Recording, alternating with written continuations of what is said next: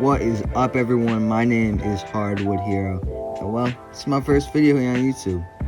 And I love the sport of basketball, and I believe this channel would be a great way to share my love with everyone out there in the world. But I'm not here to make a long intro. This is just the beginning. So I'm here to talk about, in my opinion, one of the most underrated championship teams of all time, the Clutch City Houston Rockets of 1994 and 1995. The story of this championship run has to begin here at the 1984 NBA Draft. With the first overall pick, the Rockets selected a kid named Hakeem Olajuwon, a center from the University of Houston. Now, the Rockets already had an amazing starting center in Ralph Sampson, but Hakeem was a consensus first overall pick, and Houston was able to seamlessly move him to the power forward position, creating their Twin Towers lineup. With said lineup, Houston was able to make it to the NBA Finals against the Boston Celtics in 1986. They would beat the Kings and Nuggets in the first and second round, and were able to knock off the Showtime Lakers in the conference finals to meet the Celtics in the finals. The Celtics would eventually beat them in 6 games, but it was a huge step in the right direction for Houston. They would stay in the playoff picture for the rest of the decade, eventually missing the playoffs in 92, but the next year they would be right back in as the second seed. Entering 1994, Ralph Sampson would be long gone from the team, being traded to the Warriors in 1988.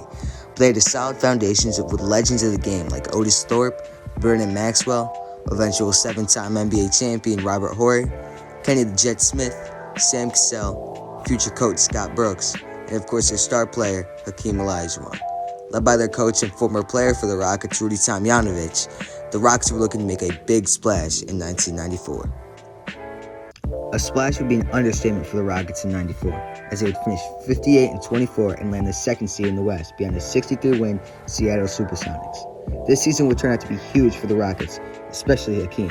Hakeem would end the season averaging 27-12, not only taking home the Defensive Player of the Award, but would also be named the MVP of the league. Hakeem and the Rockets were on an all-time high heading into the playoffs, where they would meet the Portland Trailblazers in the first round.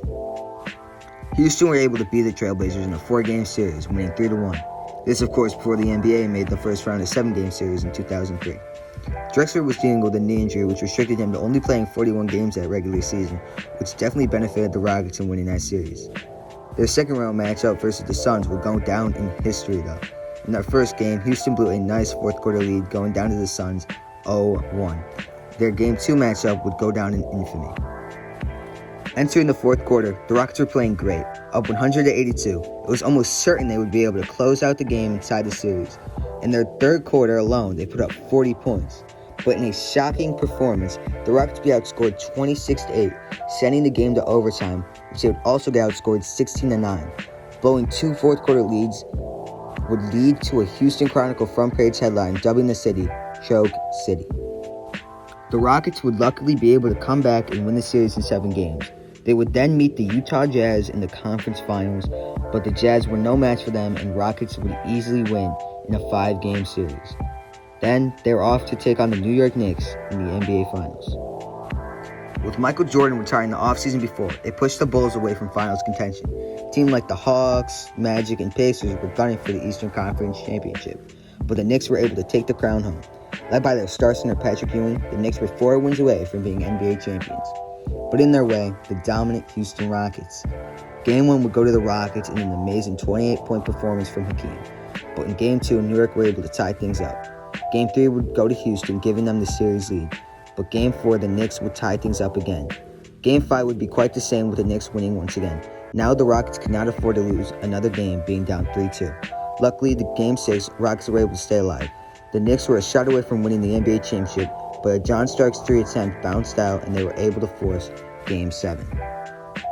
John Starks would go into Game 7 looking for redemption. Long story short, he would not get it. Starks shot 2 for 18 and 0 for 11 from 3 in Game 7s, and the Rockets would eventually win the game in the series, making this game one of the most infamous in New York sports history, but one of the most famous in Houston's. With the championship win, Houston would no longer be called Choke City, but now Clutch City. The story doesn't end here, though. The Rockets would go for the title again in the next year. But before we talk about the 1994 to 1995 season, we need to talk about the offseason. Remember that first playoff matchup I talked about against the Portland Trailblazers? Well, their star player, he would sign to Houston. That's right. Due to injuries and his mindset that he can no longer carry Portland, Clyde the Glide Drexler would sign to the Houston Rockets. The Rockets would go 47-35 with Clyde and get the 6th seed in the West. The Rockets would meet their conference finals opponents in the first round this year when they would take on the Utah Jazz. They would win in a 5-game series, 3-2 in an upset win. Then, just like last year, they would meet the Phoenix Suns in the second round. And just like last year, they would win in 7 games. Don't worry though, they didn't blow 2 fourth-quarter leads this time. Then, in the Western Conference Finals, the Houston Rockets would meet David Robinson and the San Antonio Spurs. This would be the first series that wasn't a win-or-go-home kind of series. The Rockets would be able to defeat the Spurs in 6 games. Just like last year, Hakeem would have to take on another dominant center. This time, it would be Shaquille O'Neal. The Magic built a great team off of back-to-back first overall picks. In 1992, they would pick the aforementioned dominant center from LSU, and in 1993, they would trade their first overall draft pick, which would end up being 5-time All-Star Chris Webber, for Anthony Penny Hardaway. With other great players like Scott Skiles and Horace Grant, the Magic were a heavy favorite heading into the playoffs. But now, they were in the finals, taking on the defending champs, Houston Rockets. Game 1 would go to Houston in a close game ending 120-118. Houston would go up in the finals, but the series looked far from over at this point.